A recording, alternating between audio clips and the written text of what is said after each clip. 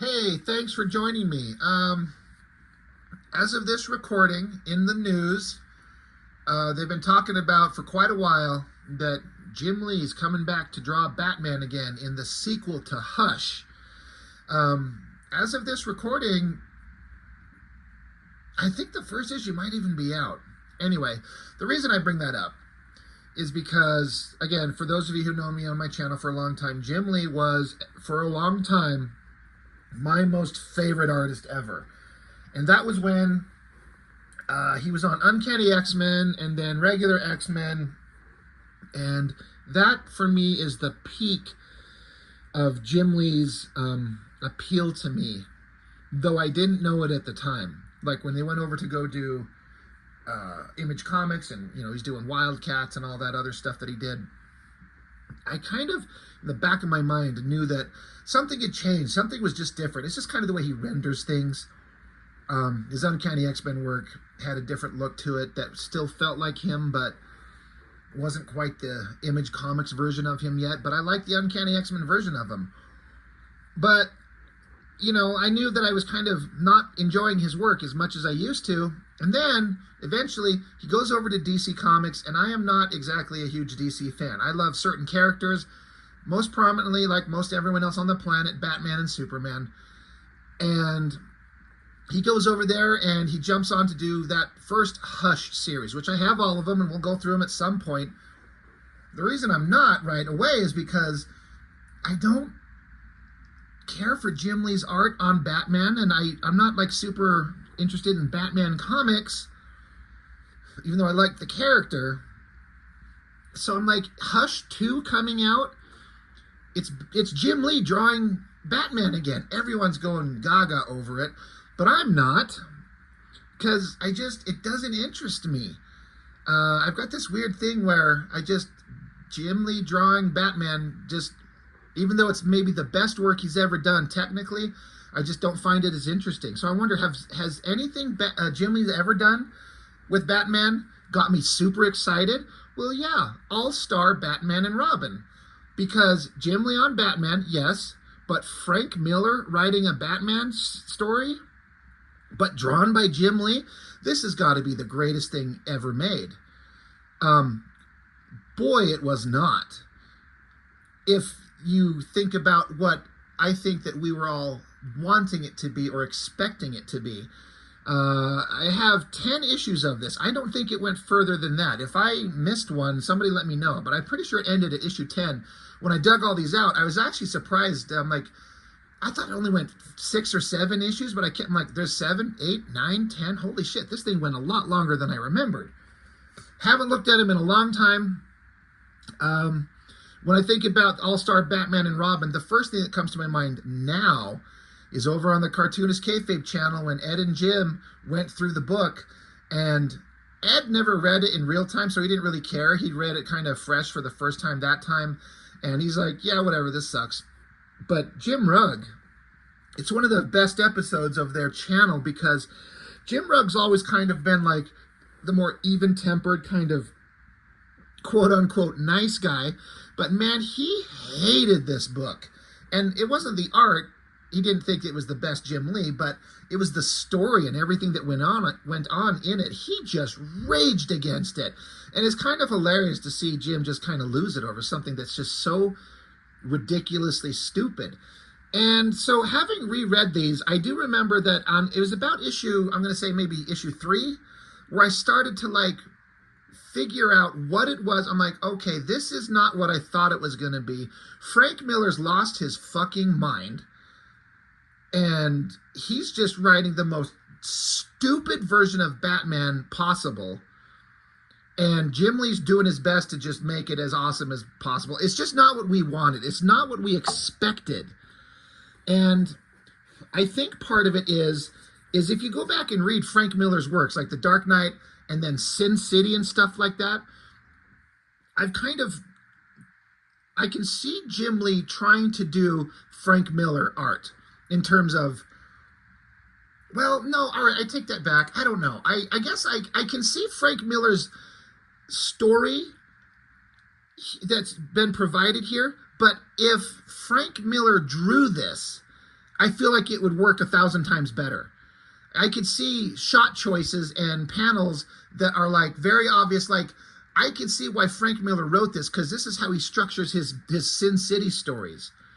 But with Jim Lee drawing it, that's like oil and water. That shit does not mesh. It does not work together. And the magic that Frank Miller has on his own and the magic that Jim Lee has on his own does not culminate into a mixture of a nuclear explosion of awesomeness. It becomes like a stale, bad fart that just doesn't work. So we're going to go through all issues, not today. We're just going to go through issue 1. They must have done multiple covers, and this must have been the only one available on the shelf, because there's no situation under the sun where I'd ever specifically choose the cover with Robin, ever. But man, I can appreciate the time and spent on the cityscape in the background, but this must have been the only one available, so I took it. I don't care. But the story, you know, it's basically about Batman finding Robin and recruiting him to become, you know, Batman and Robin. And as I understand it, this is like an out of continuity, like this is in the Batman Year One and Batman The Dark Knight continuity. This is the Dark Knight version, but just earlier than the Dark Knight story itself. That's my understanding. Do I have that right? You know, anybody can clarify for me if I've got it wrong. I got to give it to Jim Lee and Scott Williams, pencils, inks, and then Alex Sinclair on the coloring. I feel like they were doing the best work that they could possibly do. I mean, how could you not? I mean, you're Jim Lee. You're art god at this point. You know, you're the artist on the highest selling comic book in America of all time. And you're teamed up with Frank Miller, one of the legends of the industry, and you're drawing Batman. Of course you're going to bring your best effort. And not a single thing in this shit looks as interesting to me as the Uncanny X-Men work. Like, if I go digging through my books, I've got a stack of stuff here that I'm going to be getting to soon. Bear with me. Let's see. Let me dig out all these X-Men books. Like, these books here, the X-Men, the Uncanny X-Men with Psylocke being turned into the Asian assassin. These books here, this Jim Lee art here with that Wolverine is peak Jim Lee to me. And it's years before this. And it's so much better. And as they go on, these issues of these X-Men books, this stuff is just so much more interesting. And I can't tell you what it is about his work in these that it's like it's too polished, it's too perfect, it's too good. That doesn't even make any sense to me.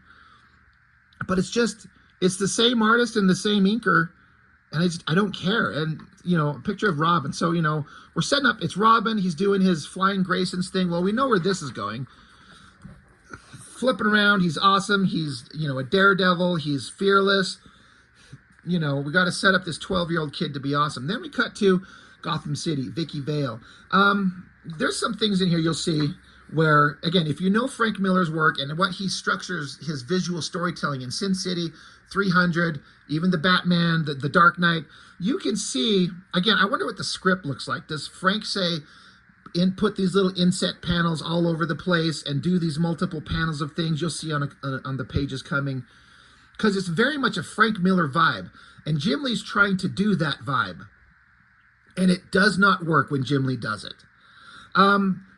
Lot of splash pages in these things. And again, if you look at Sin City, he has splash pages everywhere. And it doesn't even occur to me. It doesn't even make me stop and go, are we just wasting time here? But when it's Jim Lee, it's beautiful. But when it's so many of those, it's like, this is a weird approach. I do remember not noticing this ever until the cartoonist kayfabe guys, Ed and Jim, pointed this out. I think Ed specifically. He was talking about this image. Everything is open line. Great figure of a female body. The city in the background. Everything works. But just this shadow on the hand is solid black when there's no other solid blacks on the figure anywhere. So it looks like she's wearing a glove or something. A poor choice. Why the fuck would you do that? Why would you put a black shadow right there and only right there? If there's that kind of heavy shadow there should be heavy shadows everywhere else. But there's also this highlight, bright light on the backside of her coming this way. It just doesn't make any sense. I was also surprised to see the name Vicky Vale. I've only ever seen that name in the 89 Keaton, you know, Kim Basinger portraying the character in that Batman movie. But I'm like, okay, but this feels like such Frank Miller's shit. Gotham City, Vicky Vale, columnist, gadfly, whatever that means, dictating. She's trouble, the kind of trouble you want. Again, if this is black and white and in Sin City, that works perfectly. If this is a Batman comic in full color by Jim Lee, that reads as stupid. This is dumb. And then, of course, they're just like glory shots of hot girl. And Frank, you know, he knows he's got Jim Lee who draws beautiful women, so I assume he factored that into his script. And again, if this is Frank drawing this, some picture of a hot girl with the glass and just kind of posing around, and we stop on a shot of her ass, I bet Frank's would be more visceral and more interesting. And Jim's has all that nice, precise line work that he does, and it's not a fraction as interesting as a Frank Miller drawing. Frank Miller in black and white versus Jim Lee in inks and color, and this kind of story doesn't work. It's so, she's standing around talking, she's thinking about, you know, Superman, the Man of Metropolis, and then there's this other guy who dresses like Dracula. It's just so dumb. And then the weird shot of her booty here with the, like, these shadow lines around the edge of it, like this rim lighting on her butt.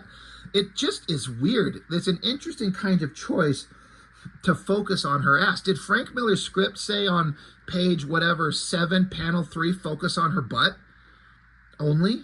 Like, I would love to see the script for this. Or is this a Jim Lee choice?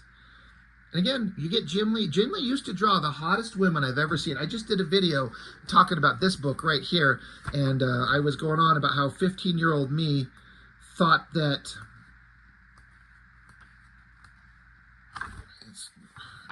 wherever it's at in here, this drawing of the White Queen was one of the hottest drawings of a female figure I've ever seen.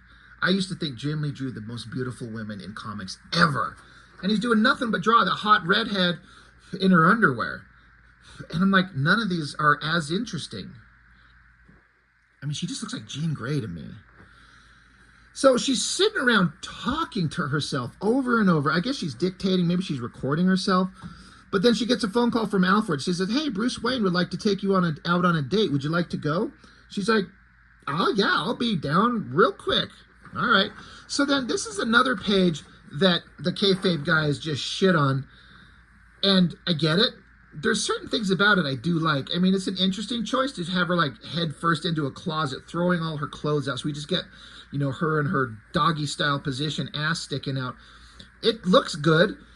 I actually really like all these small figures here. It looks like something that J. Scott Campbell would do. And whenever you try to do what J. Scott Campbell does, and that's not your thing, you're going to fail. Kind of like Jim Lee trying to do a Frank Miller thing. It's going to fail. That being said, I kind of like these. It's a stupid choice, though, to have like half a figure off the page.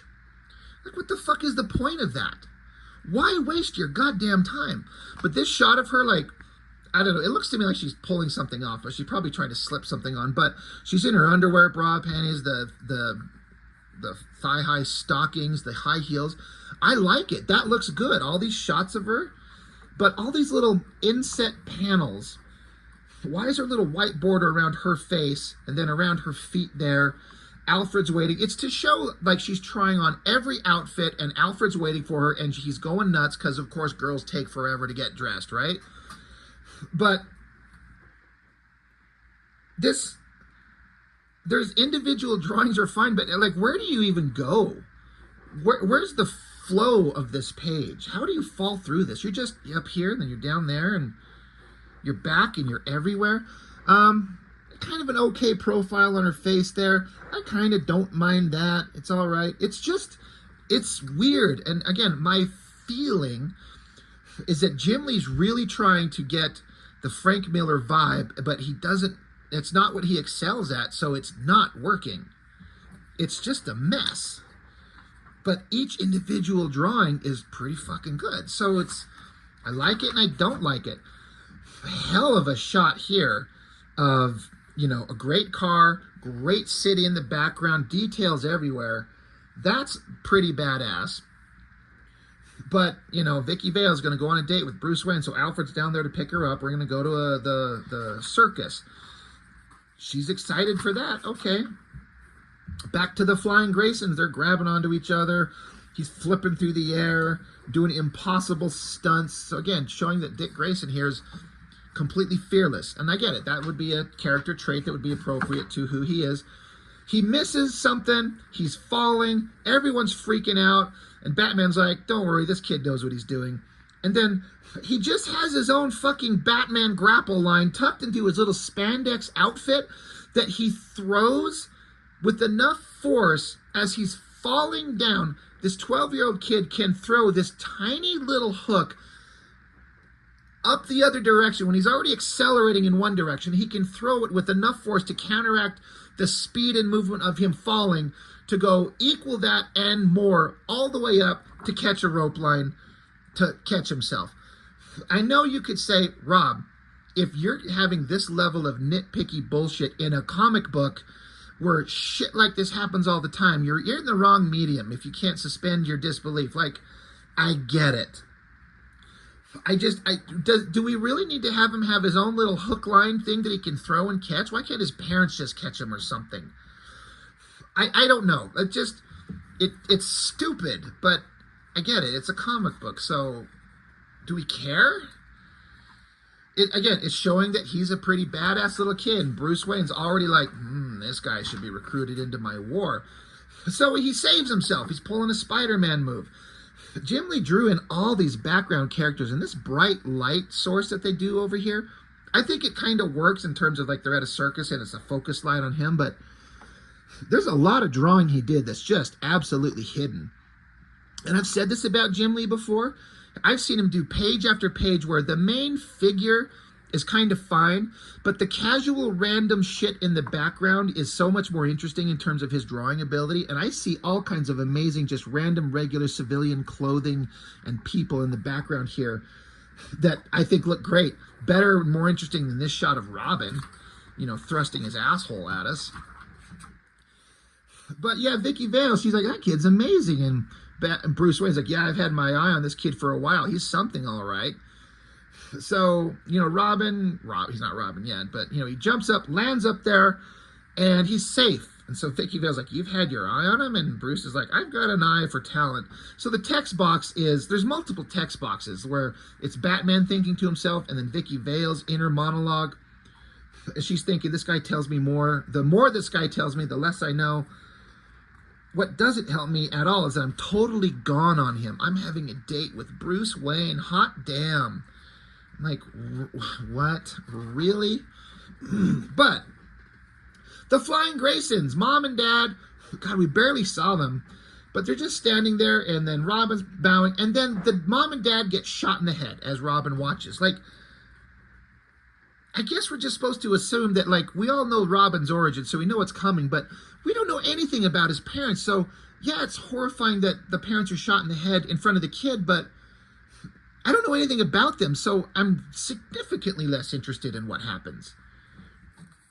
But this kid, this brilliant, charming, gifted, amazing 12-year-old boy watches his parents get executed, and they drop dead in front of him. Again, if Frank Miller was drawing this would be 1,000 times more interesting.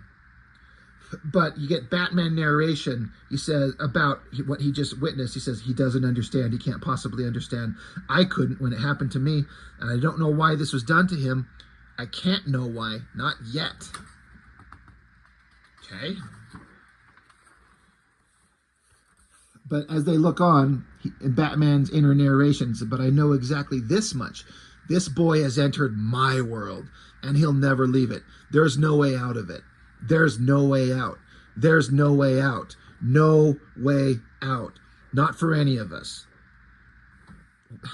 Frank Miller's, like, propensity for repetition in text, it only kind of works when he draws it.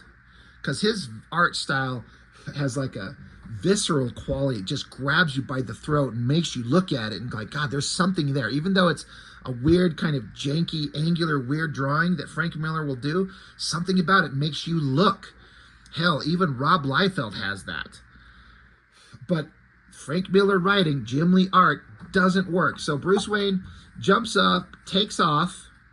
Obviously, he's going to go chase down whoever was the assassin. This guy with just a handgun shot the mom and dad in the forehead with a fucking handgun.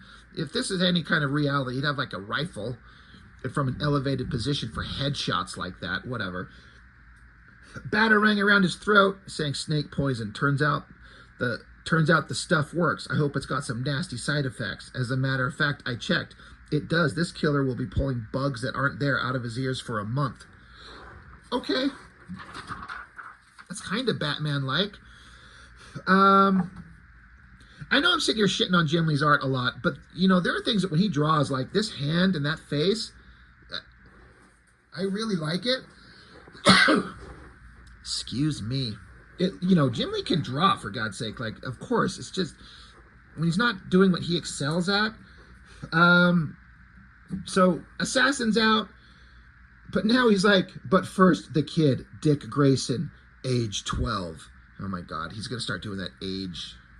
You know, we did that in That Yellow Bastard when Hardigan was talking about Nancy as a kid. Nancy Hardigan, age 11, and just over and over and over. Then we got corrupt cops trying to chase down, like, I guess, Vicky Vale's jumping out there, and she's trying to get into areas she's not supposed to because she wants to do some investigating. Cops are not letting her in there, and she's like, I'm not here as a reporter. That boy is in deep shock. She's concerned about the kid. The kid's surrounded by cops. He's just silent, not saying anything. She's like, look at him. He's got to go to the hospital. The cop says, he's in good enough hands. Vicky says, yeah, I've seen what you cops do with your hands. What girl in Gotham hasn't? And who knows what you do to little boys? So the cop just punches her in the fucking face. And the cop says, oh, now it ain't so damn pretty. You know, he says, you got a mouth on you, don't you, babe?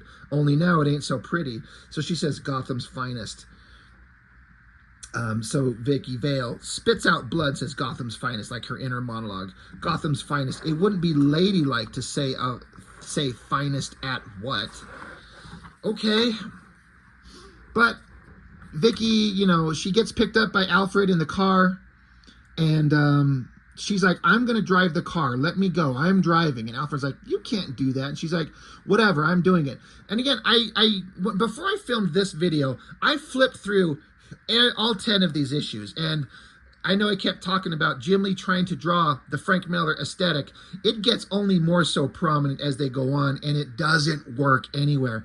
But this is another example. Whenever Frank Miller draws his Sin City comics and a car is in motion, the wheels never touch the ground. They're always ramping off the ground. So this is 100% Jim Lee trying to do Frank Miller, Sin City. And it gets the same point across, but it's just not the same. It just doesn't work. So she's driving. Alfred's, you know, freaking out because she's going crazy, trying to, what? I don't know where she's going. She's trying to chase the cop car that took the kid away. Yeah, because the cops have got the kid, and basically I think the implication is, well, we killed the parents, now we got to get rid of the kid too. And you know, Dick Grayson saying, I saw the man who did it, I can identify him. And the cops are like, well, this kid's stupid. You know, well, he's just, you know, he's done for. So I guess Vicky and Alfred show up, and they're taking pictures of the cop car for evidence. But then Vicky, she looks, and there's a bat flapping in the distance, and we get an awesome shot of the moon, and 10,000 bats are just there somehow. It's a Batman comic book. Like, it's visually, like, shit doesn't have to make sense. But I guess a bunch of bats showed up because it's a Batman comic. They got the kid on the ground, cops surrounding him. They're obviously going to kill him. Oh, yeah, it says, I set up my sonics. Bats like my sonics. So he basically set up a device to call the bats for a distraction. In that case, all right, I get it. There's at least kind of an explanation and a believability. But yeah, Vicky's looking on. The cops are all jumping in a car. They're like, well, what about the brat? Because Batman's here. But the kid, like, you know, forget the kid. let the bats eat him. And then the Batmobile just comes out of nowhere, smashes the cop car. They must be dead. I mean, Batman kills in this world, right? That's what happens. They're jumping in the car, and then the Batmobile explodes through the center of it, splitting that cop car into two pieces. So those cops are dead. I don't see their bodies anywhere. But then Batman's just jumping out, grabbing the kid, lifting him in the air, and he says, "You've just been drafted into a war." That's a pretty cool shot. I like the light down here. I was like, it's the moon, but the moon's up there. That's the light of the Batmobile cast through him. That's a pretty solid shot of Batman holding up Robin. Poor kid is he's gonna grow up to be a psychopathic murderer. And you know what? The more the character, as he's written by Frank Miller in these 10 issues of this, I am 100% certain that Dick Grayson here grows up to be a psychopathic murderer who loves to kill because of what starts here because of Batman. So I do remember getting done with this and going, that was weird. I guess I don't know what I was expecting, but 100% wasn't that. And, I got into issue 2 and then issue 3, and I was starting going, okay, this is like a drug-fueled fever dream pile of insane nonsense. I told myself, just enjoy it for how fucking over-the-top ridiculous it is. And once I did that, I found myself having way to enjoy it.